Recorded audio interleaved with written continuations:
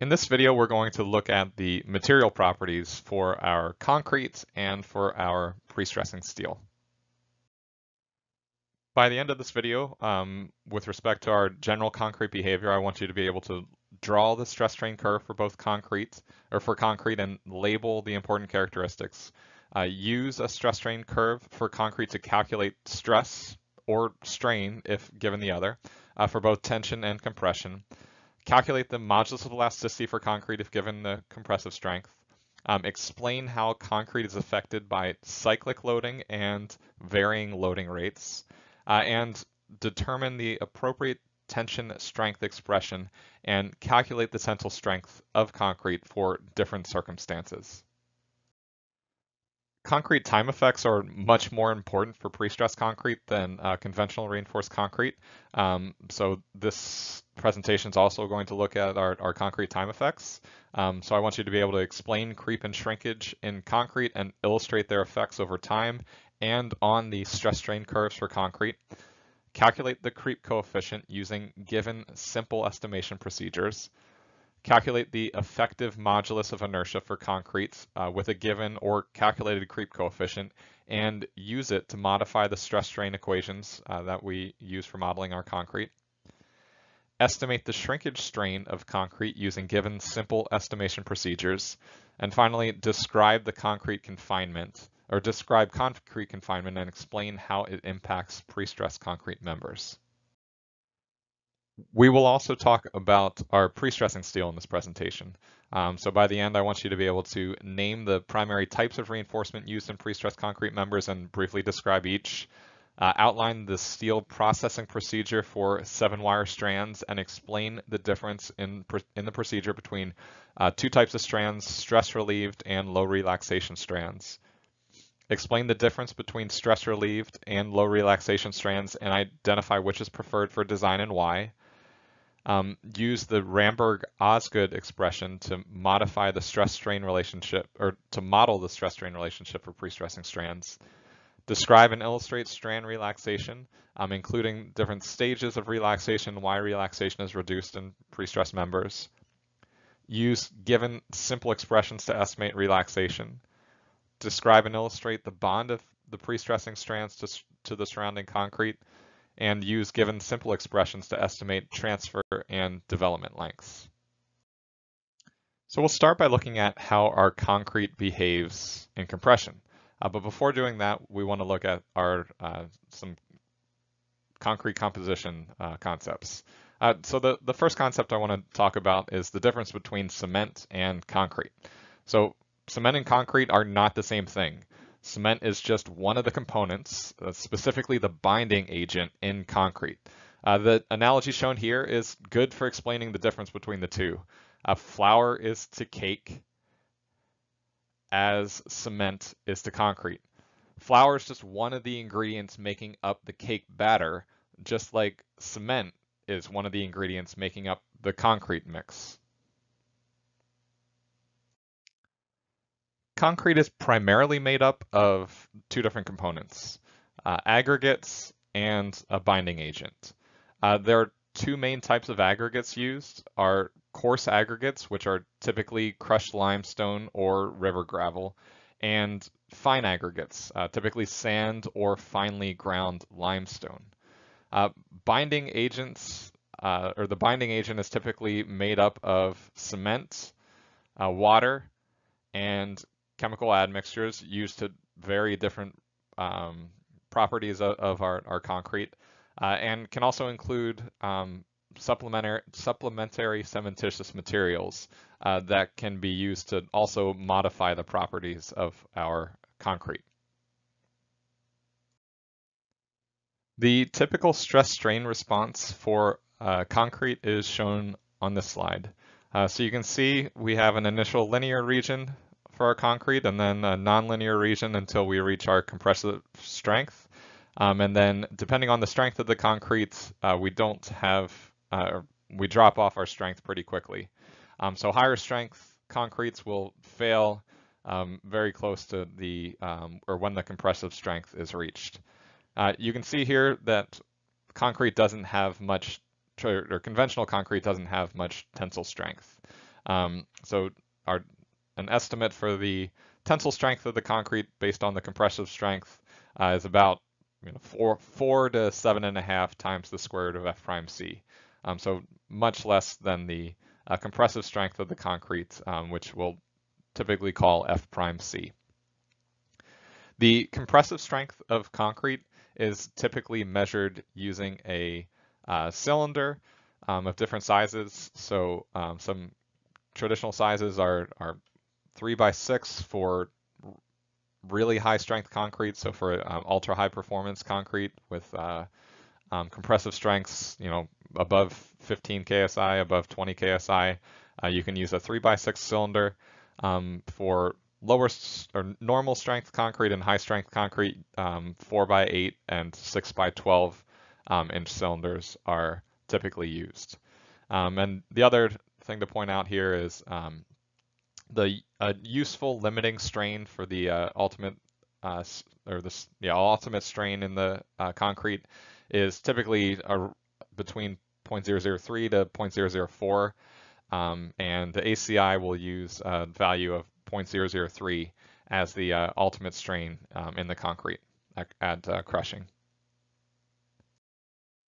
So here's a video of how a 4x8 cylinder is tested.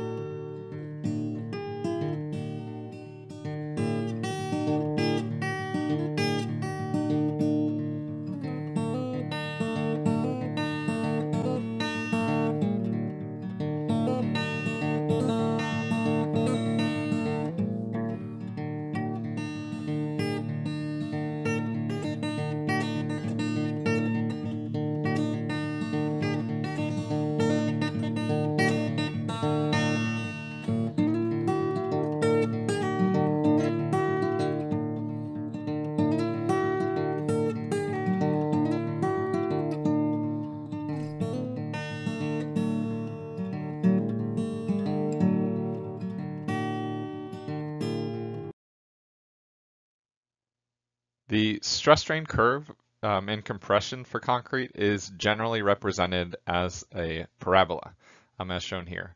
So this is the equations that are shown on this slide are just a general relationship that can be used to relate stress to strain.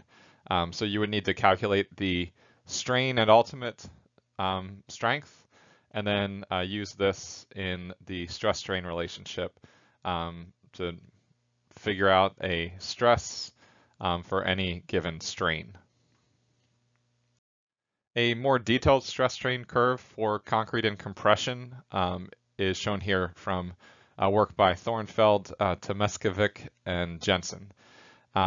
So here you can see, again, it's a parabolic relationship relating stress to strain in our concrete. except we have several other factors taking into account the concrete strength and then the stiffness.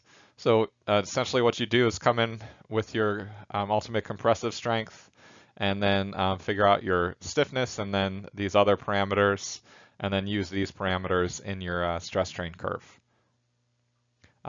Note that all the expressions shown on this slide and the previous slide are only for concrete in compression.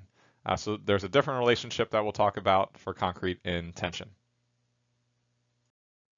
There are two different ways that we can estimate the modulus of elasticity for our concrete.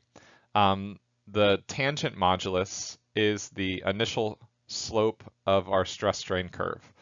So the slope at zero strain. The secant modulus is the slope from the origin to a point where we have a concrete stress of 0.45 times the ultimate compressive strength. So essentially, for the secant modulus, you connect these 2 points and you calculate the slope of this line. ACI uses the secant modulus, and the expression for finding the secant modulus is shown on this slide. Note that in ACI, the units are PSI, so make sure that you're using PSI under your square root. Concrete is frequently exposed to cyclic loads and load reversals. So we'll talk briefly here about how we can calculate the stress history for a concrete depending on an applied stress. So here you can see in the dotted line we have the monotonic stress-strain relationship for our concrete. So if we start at no stress and load up to a stress shown here at 1, we'll follow that curve up until this stress point. So at this point, we could calculate our stress and our strain based on our parabolic curve.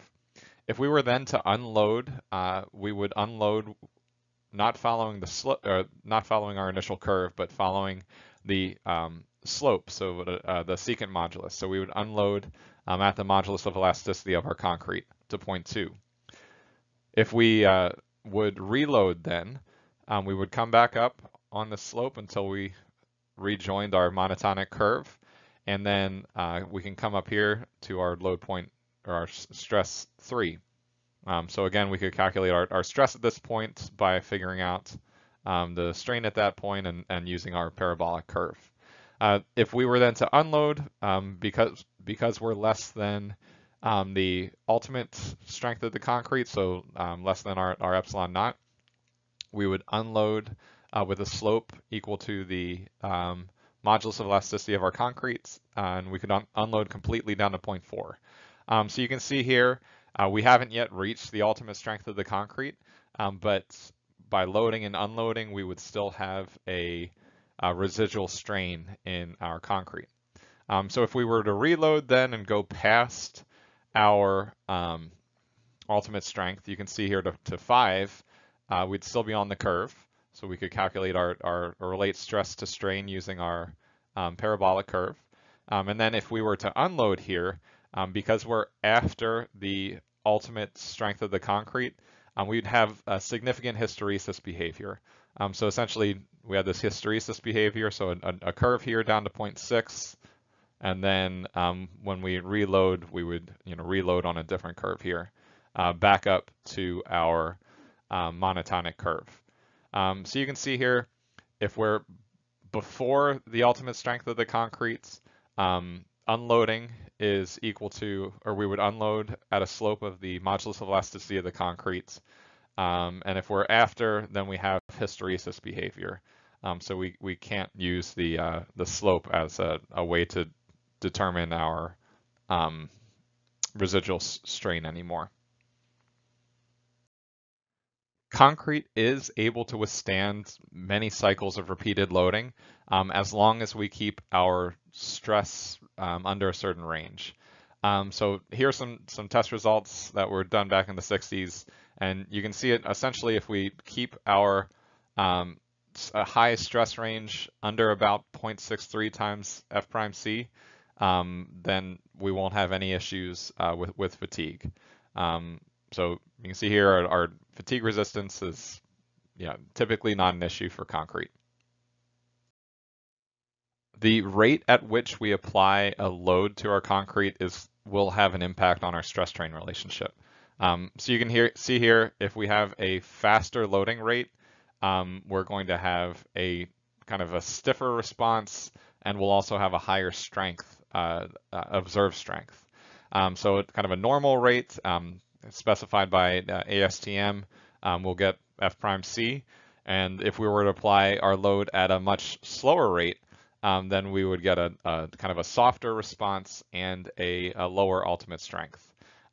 So the kind of slower rate of load application would lead us to our discussion on creeping concrete, which we'll kind of talk about later. Our stress strain response in tension is going to essentially be linear up until we reach the tensile strength of our concrete, and then we'll drop off the strength really quickly.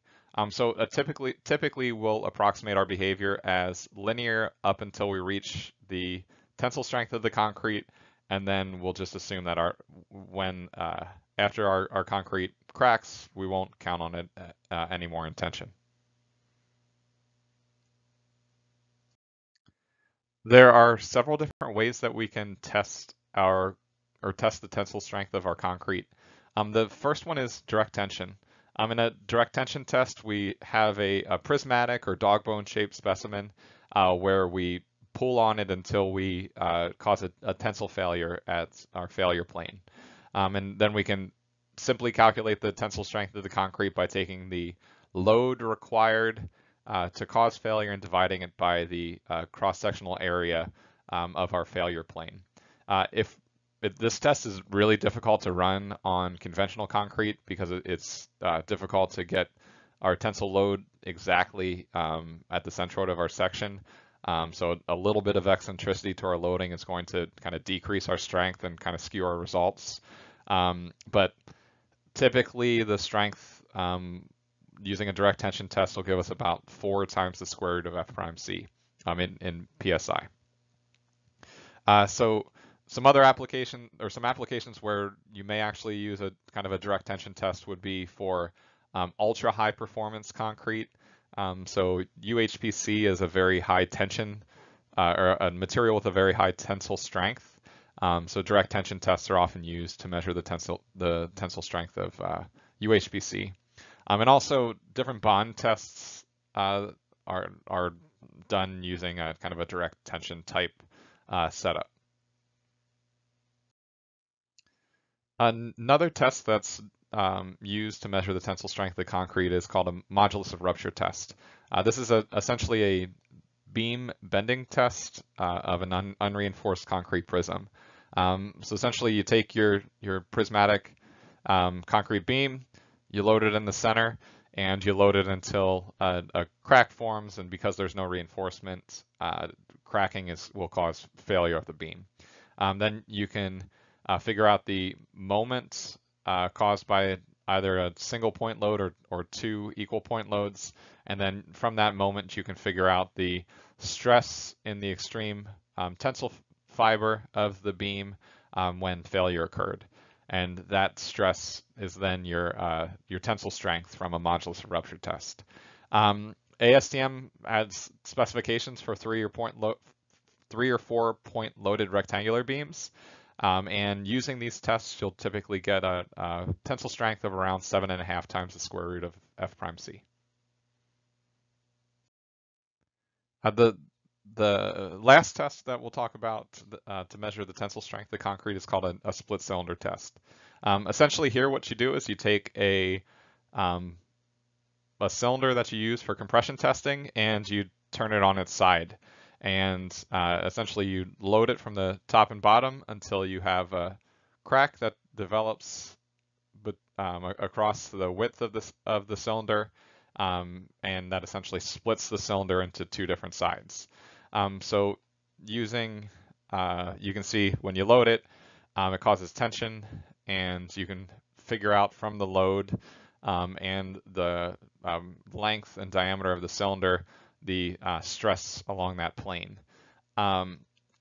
Using a split cylinder test, you'll typically get a tensile strength of the concrete around 6 times the square root of F prime C. Shown here are some test results of a number of different cylinders showing how the splitting tensile strength relates to the compressive strength. So you can see there's a lot of variation in the tensile strength of our concrete. ACI has an equation right now for specifying the modulus of rupture strength of the concrete, and they have it equal to 7.5 times the square root of F prime C. Or 7.5 times lambda times the square root of F prime C, where this lambda factor accounts for if you have lightweight concrete or not. So research has shown that lightweight concrete has a slightly smaller,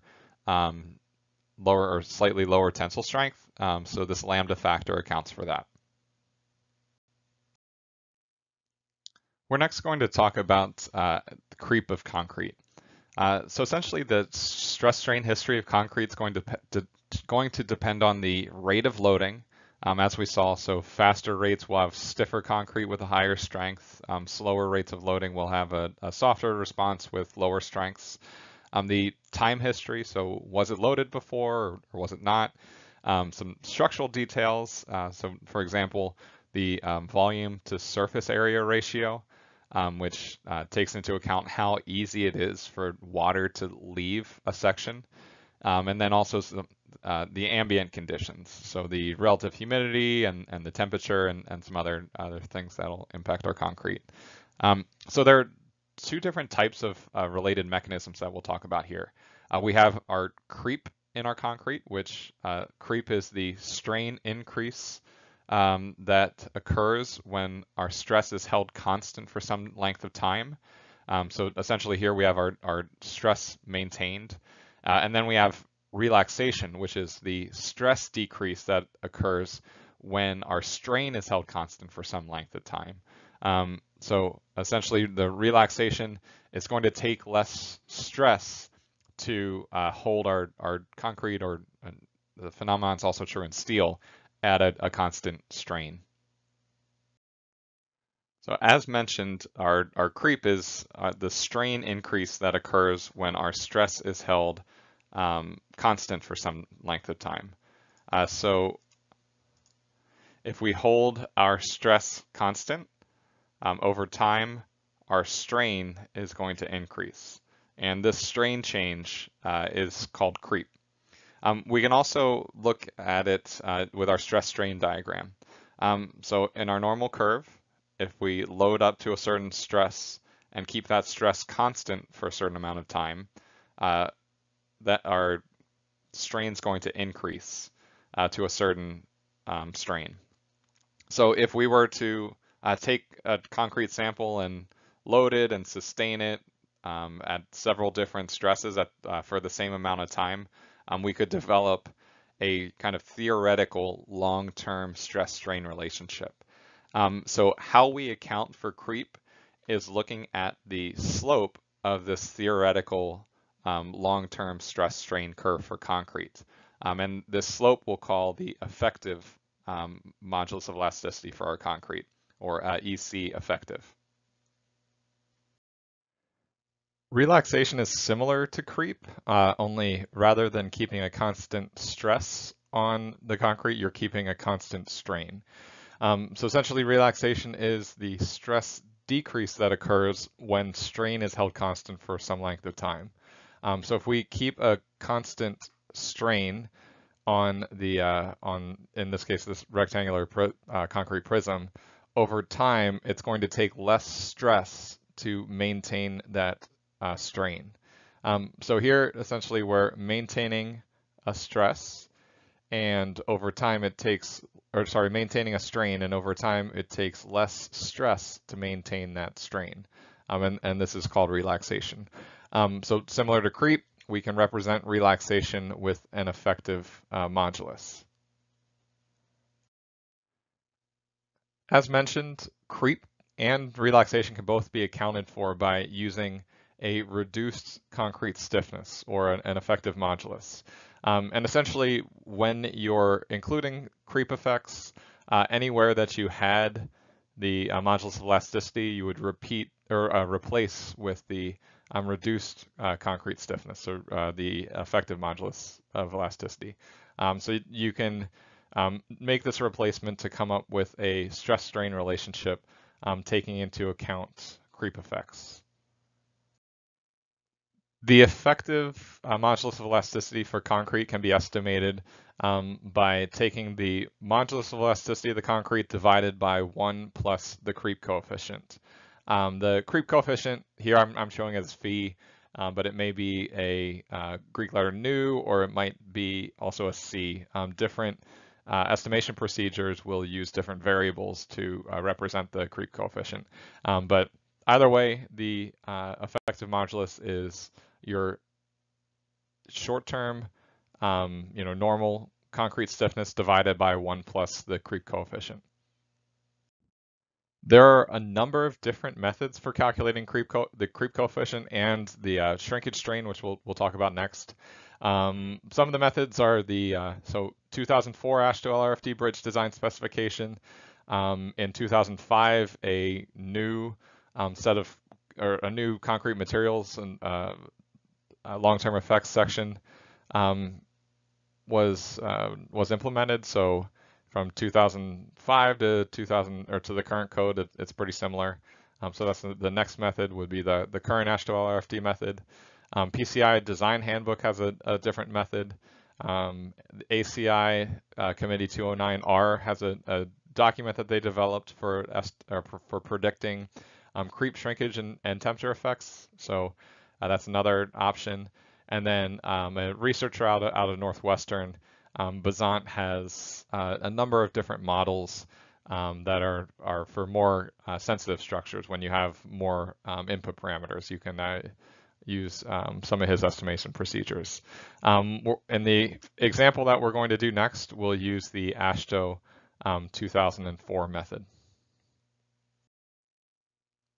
So on this slide, I'm showing the AASHTO LRFD 2004 method. All the other estimation procedures, I guess most of them have some similar factors. So if you know how to use one, you can use many of them. But essentially, your creep coefficient is equal to some number times a couple different coefficients, taking into account the shape of the specimen and the concrete strength, and also this H is the relative humidity, and then also the loading time. So when the age of the concrete when you're first placing a load on it, and then the time of interest. So how long after loading are you looking for the creep coefficient? The creep coefficient is going to change over time because creep is going to increase over time. So that's what this last term takes into account. And AASHTO has a series of figures and equations that you can use. So if you're programming an Excel sheet, you can use the equations, and if you're using doing by hand, you can use the figures. And some of the other procedures are similar. So ACI 209 also has both equations and figures for figuring out the different coefficients. So shown here are two of the other factors. So the Kc in this case in AASHTO 2004 takes into account the impact of the volume to surface area ratio and the time after loading. And then this Kf factor takes into account the concrete compressive strength. So higher strength concretes will have less creep. Then after you calculate the creep coefficient using, again, whatever procedure you want, in this case AASHTO 2004, you can take your stiffness divided by 1 plus the creep coefficient to get your effective modulus. So at this point, you can pause this video and go to the separate video where we solve for the creep, or the initial strain, and the total strain after 100 days, considering the effects of creep.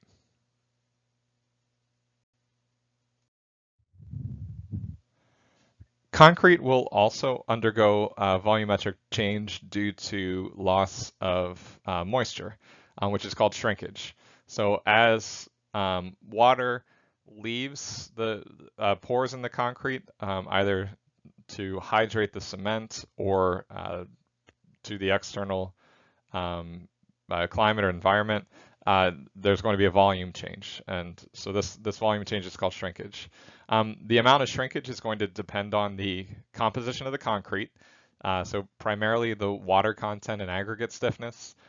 So if you have higher amounts of water, so higher water to cement ratios, you will typically have more shrinkage. So I guess higher water to cement ratios, it's the concrete matrix is more porous and it's easier for the water to leave to the environment. It's also dependent on the elapsed time. So shrinkage increases over time. The majority of shrinkage is going to happen in the first 4 months to a year. So this is, right. So shrinkage happens over time. Additionally, we have our ambient conditions. So a drier climate means more drying. So lower relative humidity will lead to more shrinkage. And then also the volume to surface area ratio will impact our shrinkage. So if we have a larger surface area or more exposed area, then it's easier for the water to leave and we'll have more shrinkage. We can model our shrinkage as a pore water pressure kind of driving it and the stiffness of our concrete resisting it. So the more water that wants to leave, the higher pressure that drives the shrinkage, and the stiffer the concrete or higher the concrete strength, the less shrinkage that'll happen. So using Astral RFD, if we have moist cured concrete, our shrinkage is equal to this KS factor, taking into account the volume to surface area ratio, our KH factor, taking into account our relative humidity, and a time factor, and then some strain. So using these, we can estimate the total shrinkage strain that happens at any given time. Similar to the creep coefficient, AASHTO provides both figures or tables and equations. So if you're doing things by hand, you can use the tables or figures. If you're doing things in an Excel sheet, then you can plug the equations in directly. As with other materials, concrete is going to experience thermal expansion and contraction as temperature changes. So the thermal strains that happen in concrete are related to the coefficient of thermal expansion, which depends on the specific material properties that you have. You can have your concrete tested and figure out what your coefficient of thermal expansion is for your specific mix, or AASHTO provides a value for normal weight concrete and also for lightweight concrete. And then you take this coefficient of thermal expansion times the temperature change to figure out the thermal strains that happen. Typically, thermal strains are cyclic, so we neglect them. But in some cases where you can have like significant differences in thermal strains in the top versus the bottom of sections, this can cause some stresses that can cause cracking, depending on the case. So in some cases, you will need to calculate the thermal strains and stresses induced by them.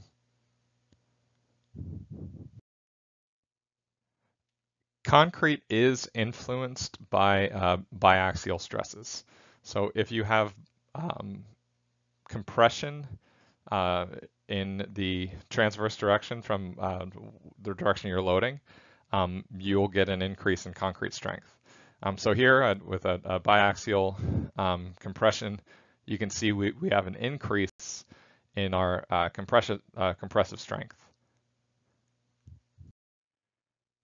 So our biaxial strength enhancement can be best represented by this Kupffer envelope. So you can see how stress in the transverse direction influences stress influences the strength of the concrete. So with no transverse stress, you have a compressive strength equal to F prime C. With no transverse stress, you have a tensile strength equal to F prime T. So as you add compression in the transverse direction, you can see the strength of my concrete increases with a max increase of about 16 to 20% if I only have biaxial compression. You can also see as soon as I add a little bit of tension, the compressive strength of my concrete drops off. So this is kind of what happens in shear. So when we add a little biaxial tension, it decreases our compressive strength. So yeah, I guess concrete is sensitive to biaxial stresses. Triaxial confinement has a much more pronounced increase to the stiffness, the strength, and the ductility of concrete. So if you have an active confining stress, say around a cylinder, you're going to get a dramatic increase in the strength and ductility of the concrete. In our typical concrete beams, we don't have an active confining stress, but we do have what's called passive confinement. In passive confinement, as our concrete wants to expand, our steel resists that expansion, which kind of provides this confining stress. So here, the core of our concrete column in this case is triaxially confined, which will dramatically increase the compressive strength, and it'll also increase the ductility. We can also see in our pre-stressed beams, this happens at the end of our beams where we have all of our pre-stressing strands. So all of our pre-stressing strands are placing compression in this end region, making the concrete want to expand, and we can provide confining reinforcement in the end, which will help reduce cracking. It'll increase the strength of the concrete, and it'll also help with the development of these strands in the end regions. The last thing I want to talk about with respect to our concrete is the concrete compatibility relationship. So essentially the total strain will equal our strain due to stress in the concrete plus our shrinkage strain plus our thermal strain plus the creep strain. So I have the creep strain in parentheses here because typically we account for the effects of creep with our effective modulus. So if you do account for your creep effects with your effective modulus, then you don't need to add in this additional creep strain.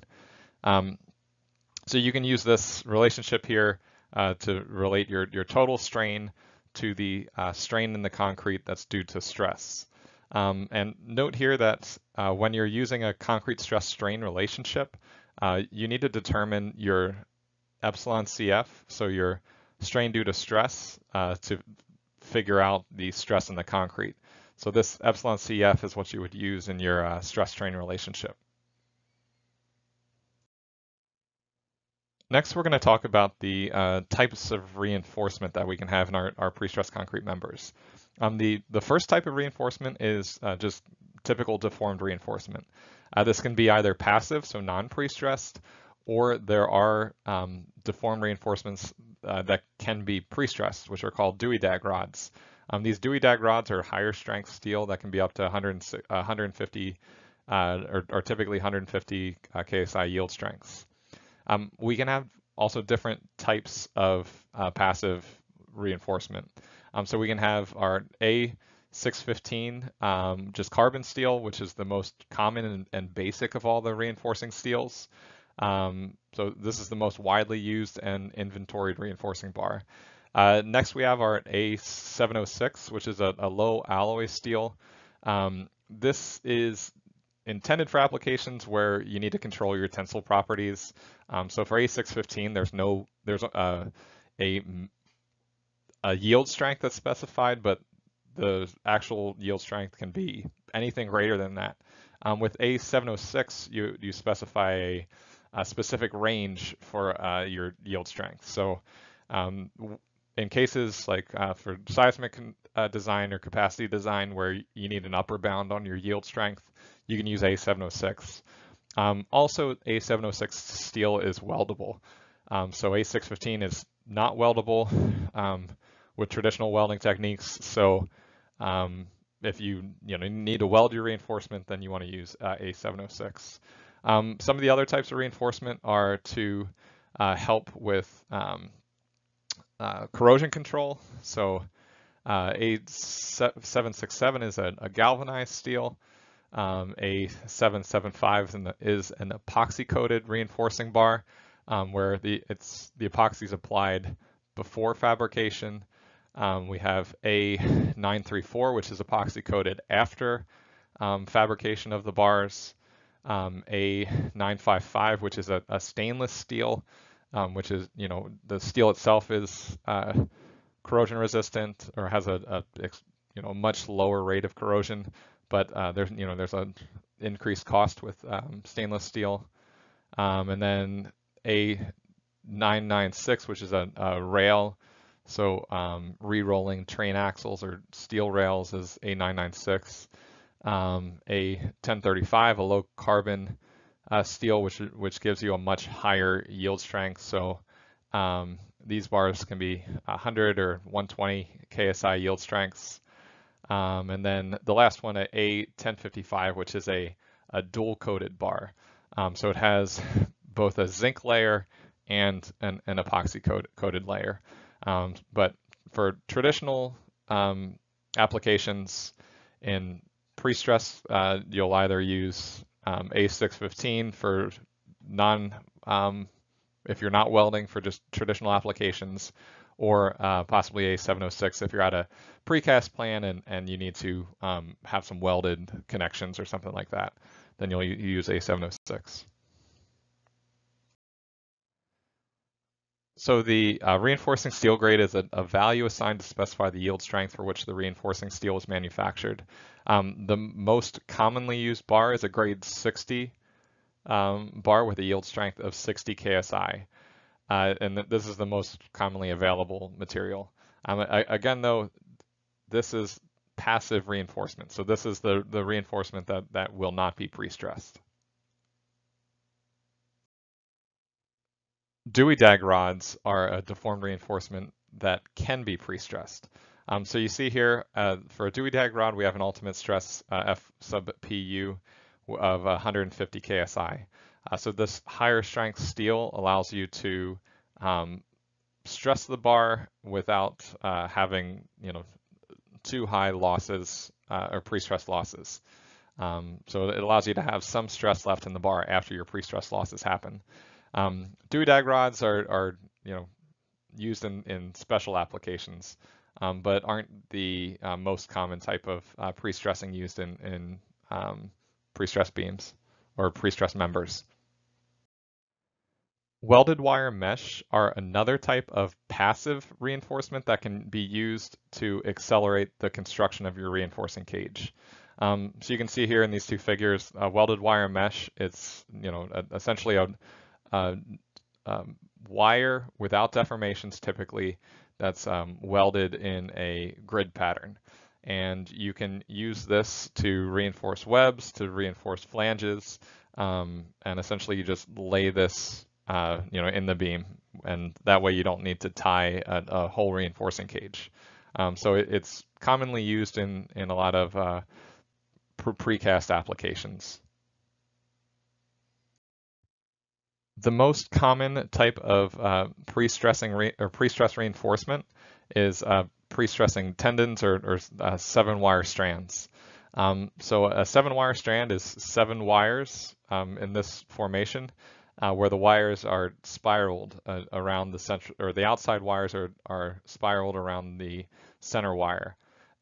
So this reinforcement, or these pre-stressing strands typically have an ultimate strength of 270 KSI. So they can have a really large stress in them. They can be pre-stressed to a really high stress. These are called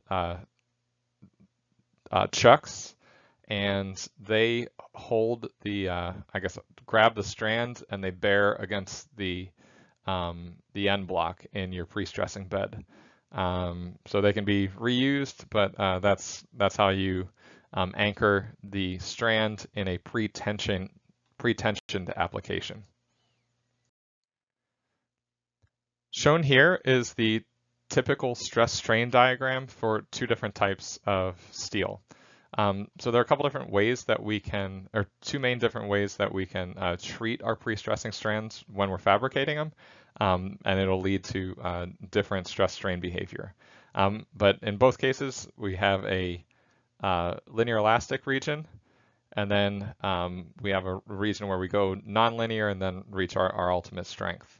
And pre-stressing strands typically will have an ultimate a strain at rupture of about 0.04. But anyway, you can see a low relaxation strand will have kind of a more sharp transition between the linear elastic range and your ultimate strength. And a stress relief strand will have a little more gradual of a transition. The steel processing procedure is shown on this slide. So we start with the base material, which is typically a round, plain, hot-rolled, non-alloyed, high-carbon steel rod. We put the steel rod through what's called a patterning process. And during this process, we heat the rod to about 1470 degrees Fahrenheit and then cool it slowly to make it homogeneous. We next cold draw this steel rod through successively smaller dies. So, we step down the size of this rod to a smaller rod and step it down smaller until we get to the desired diameter of our wire. Next, we take 6 wires around a central wire, so 7 total wires, and we spin the 6 outside wires around the central wire, and this is called stranding.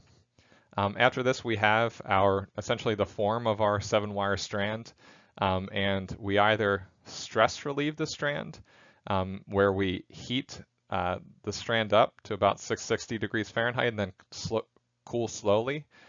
This is an old process. It's not used anymore, but it was used in the past, so older structures may have stress relief strands. The process that's currently used is called strain tempering, and what you do is you still heat the strand up to about 660, but while you heat it up while it's under tension. So you put some tension on the strand, heat it up, and then cool it slowly. And the strain tempering procedure leads to what are called low relaxation strands, which are the strand that's most commonly used today. Sizes for all of our reinforcement is standardized. So for our deformed reinforcement, we have numbers, or a number bar, and we can have, for number 3s through number 8s, the diameter of the bar is the number of the bar divided by 8. So a number 3 bar has a diameter of 3/8 of an inch. A number 5 bar has a diameter of 5/8 of an inch. So this rule cuts off at after number 8s. After that, you need to go to your rebar chart to figure out what your diameter is. Also, all the nominal areas are all standardized for each size bar.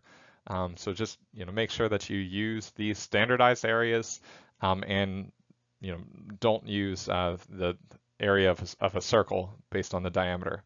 So use these standardized areas, use the standardized diameters and the standard weights for each bar size. Welded wire mesh is also standardized, so you can order different size meshes which have different size wire at a different grid spacing.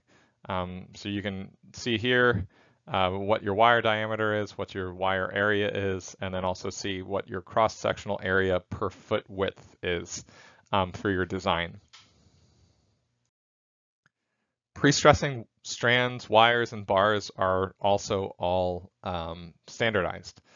So you can see here we have different grade steels with different ultimate strengths, different diameters, which have standardized areas. So the most commonly used right now strands are 270 1/2 inch, 270 6/10 inch, and 270 1/2 inch special, which has a little larger diameter and a little larger area than typical 1/2 inch strands. So those are the most commonly used strands, but you can see the other strands, some of the sizes for the other strands.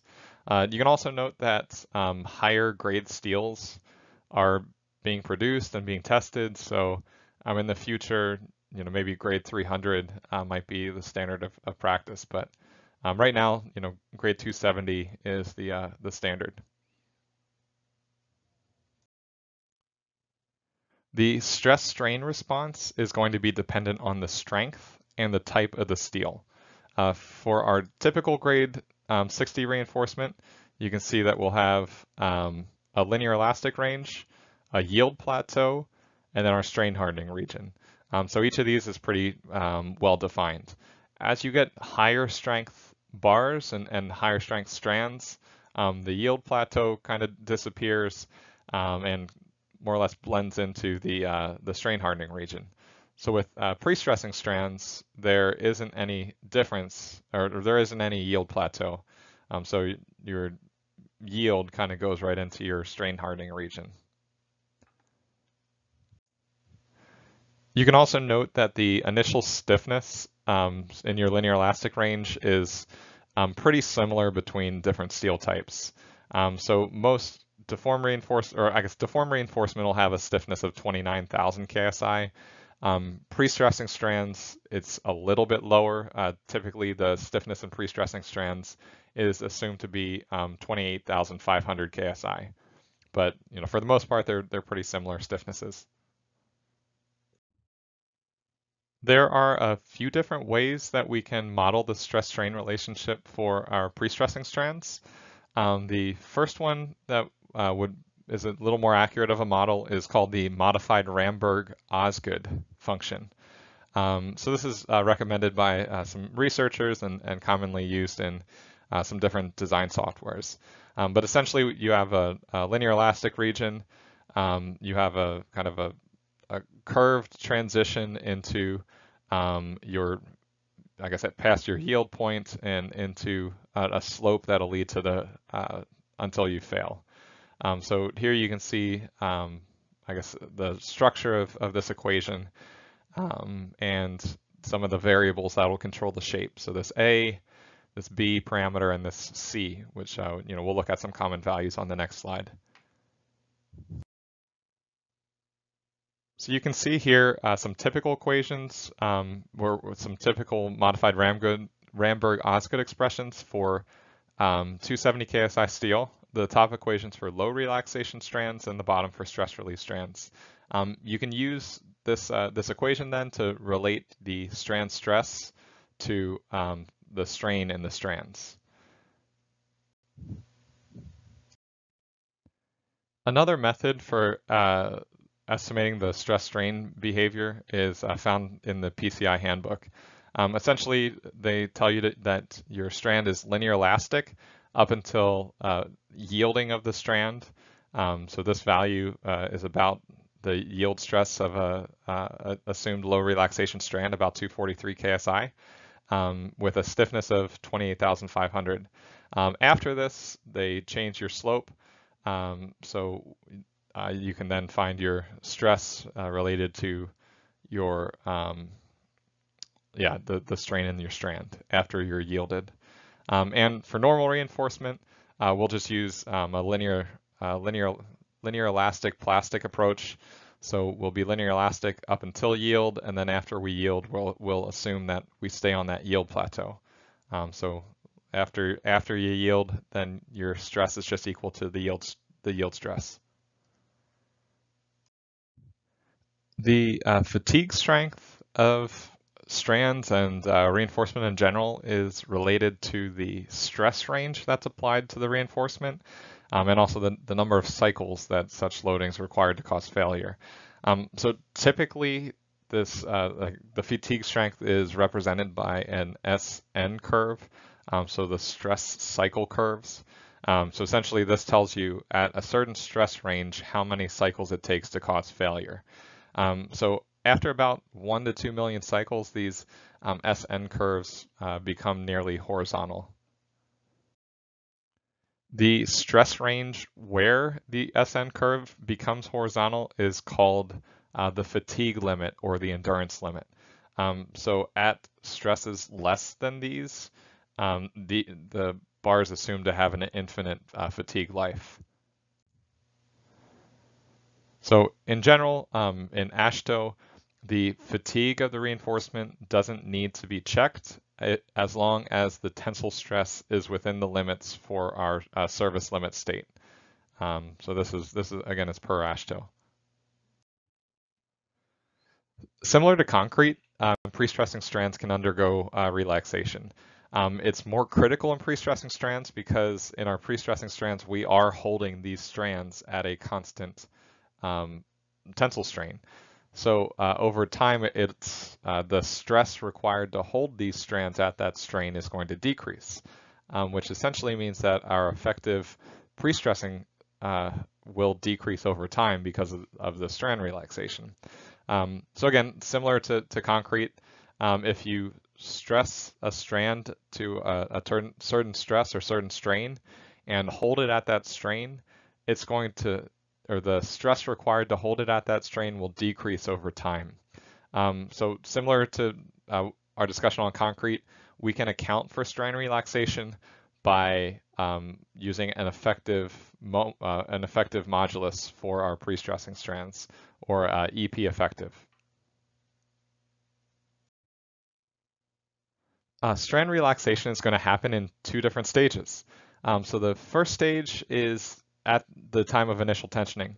So at this point, you put your strand in your bed and you tension it, and you're holding it at a constant strain in the bed. And essentially what's going to happen is the stress required to hold that strand at that strain is going to decrease over time. So the relaxation that happens at this point is happening before the concrete's cast. So this relaxation isn't going to necessarily affect your design as long as you know the actual stress in the strand after this relaxation has happened. The second stage of strand relaxation occurs after the concrete's cast and occurs in the beam itself. And this stage is a little different because the strain is actually changing over time because of the creep and the shrinkage of the concrete. So this actually causes there to be a little bit less relaxation than in the first case, because the first case the strand is being held at a constant strain. So there are some ways that you can account for this this change in the stage 2, but it kind of varies depending on the what estimation procedure you're using. So shown on this slide is a procedure for estimating the relaxation of stress relief strands. So essentially what you do is you plug in the time after stressing, the F sub pi is the initial stress that you put in the strand, and FPY is the yield stress of the strand. And doing this, you can figure out the actual stress in the strand, so the stress required to hold the strand at a constant strain, which will decrease over time. So this equation is for stress relief strands. And on the next slide, we'll have an equation for low relaxation strands. So here's an equation to estimate the strand relaxation in low relaxation strands. And if you were to plug in similar numbers or the same numbers in both equations, you'd see that your low relaxation strands are going to have much less relaxation than your stress relief strands. So, think about the name, low relaxation strands have small amounts of relaxation. That's how they get their name. And we can use this equation then to modify our EP effective.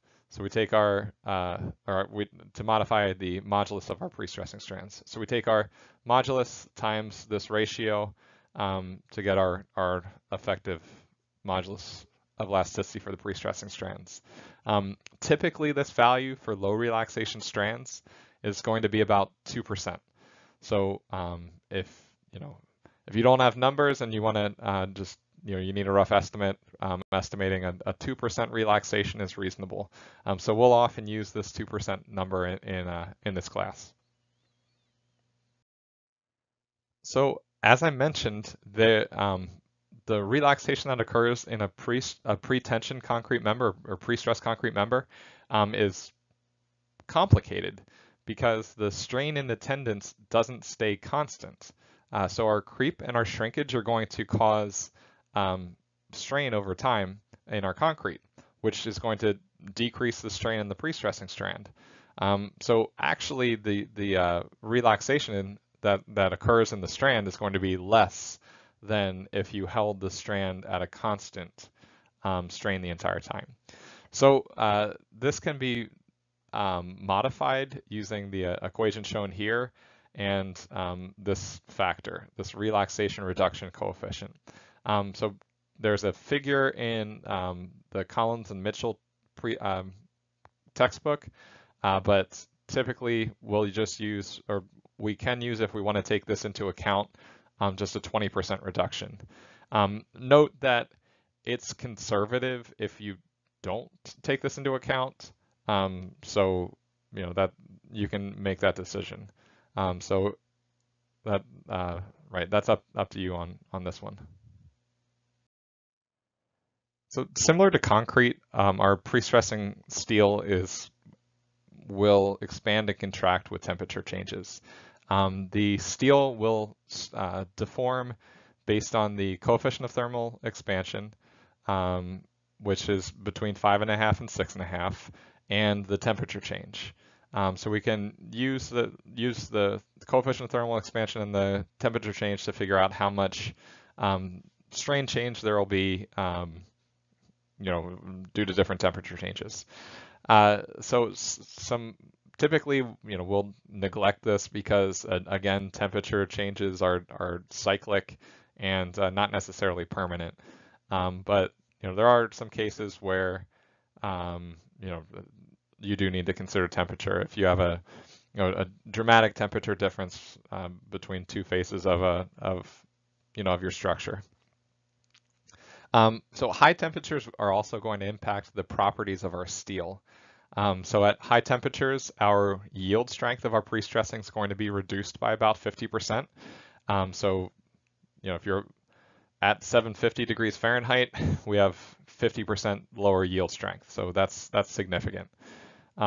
Also, at much higher temperatures, our steel will expand and it's going to cause our concrete to spall off. So that's another phenomenon that can happen. And also, high temperatures can also increase the amount of strand relaxation that occurs. So that's something else that we would need to account for if we are designing for some type of high temperature blast application. On the next couple slides, we're going to talk about the bond characteristics. So the bond between our pre-stressing and our concrete.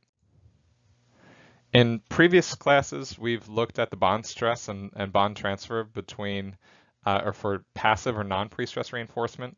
So in those classes, we saw that we need a specific development length to be able to develop the yield strength of our steel. This is not necessarily a linear relationship, but typically we've assumed that it is a linear relationship. So for non-pre-stressed steel, we assumed that if we had half of our required development length, we could develop half of our yield strength in our steel. The bond characteristics of pre-stressing tendons are important because we have much higher stresses that need to be transferred. So in our normal passive reinforcement, we're needing to transfer 60 KSI, where in these high stress pre-stressing applications, we need to transfer 200, 205, 220 KSI between the strand and the concrete. Also, our pre-stressing strands are smooth. We don't have any deformations.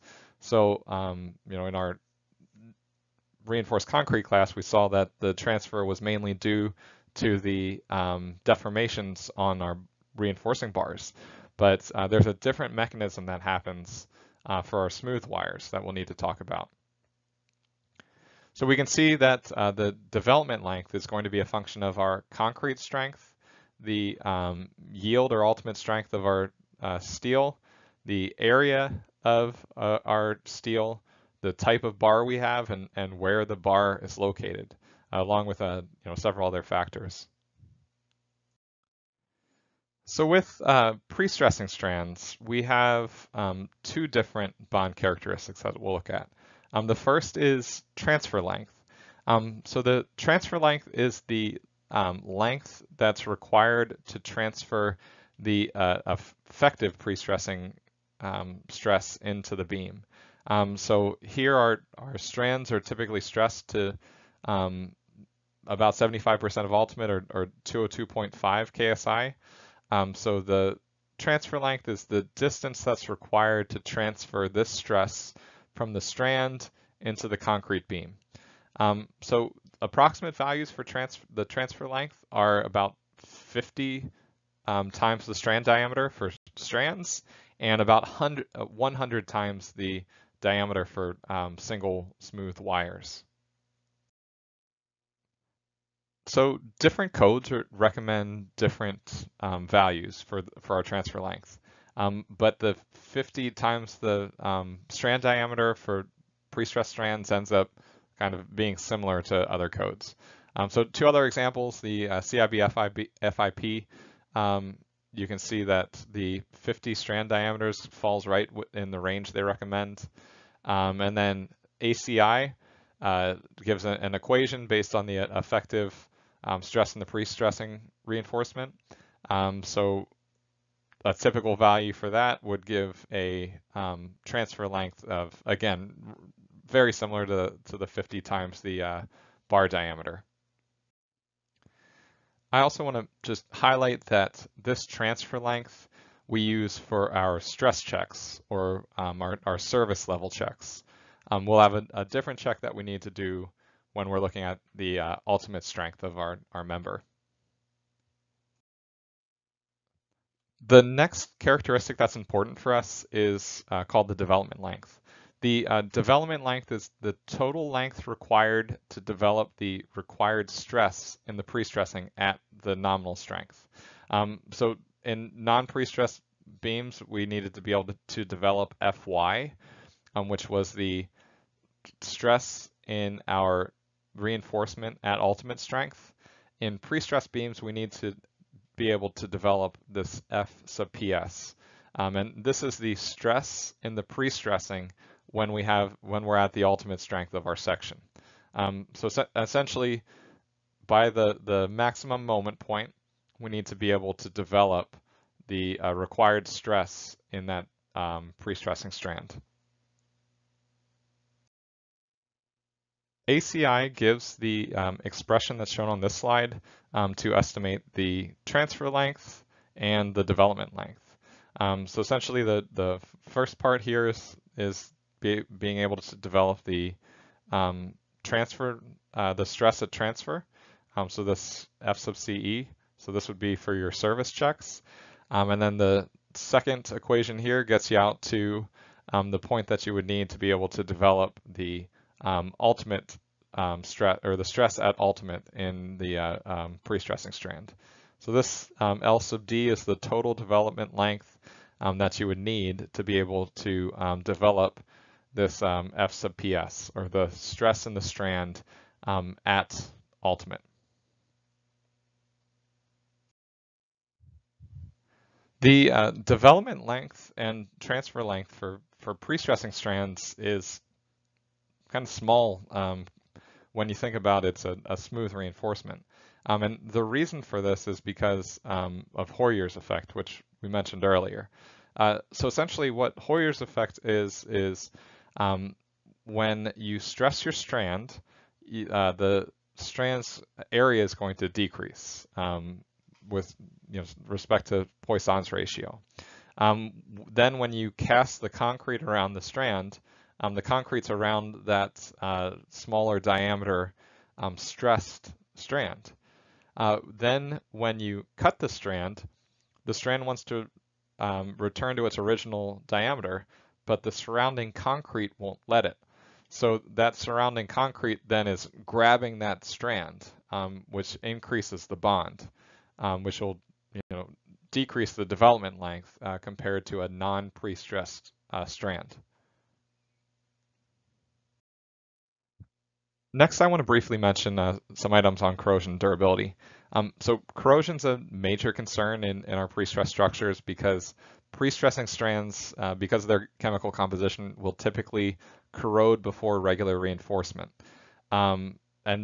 Typically corrosion will be localized, which will result in a loss of our strand area, which will lead to a loss in our pre-stressing force and eventually collapse of the structure. We can have internal and external sources of corrosion. So some of our internal sources are chlorides or sulfates in our concrete or grout. We can have excessive bleed water in our grout or air pockets in our grout in post-tension structures, which can fill with water and lead to corrosion of our strands. We can also have external sources. So cracking leads to water access to the strands.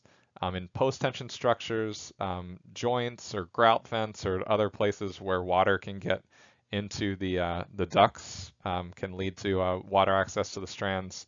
And also in pre-tension applications, carbonation can happen in areas with a lot of CO2. And there's this balance because cracking can lead to corrosion and corrosion causes cracking. Once you start corroding some strands, you'll lose some cover and it'll accelerate the corrosion. So it's just something that you need to consider. So as long as you design your structure properly so it stays uncracked and you make sure that your materials are okay, so low chloride contents and making sure that your grout is mixed and placed properly, you should have a good, solid, durable member. The last thing I want to mention is our compatibility relationships for our reinforcement. So for passive reinforcement, our total strain is just equal to our strain in our steel. So we don't have any pre-stressing, so the total strain is equal to the strain in the steel. For our pre-stressed reinforcement, our total strain in the pre-stressing is equal to the total strain plus this locked-in strain.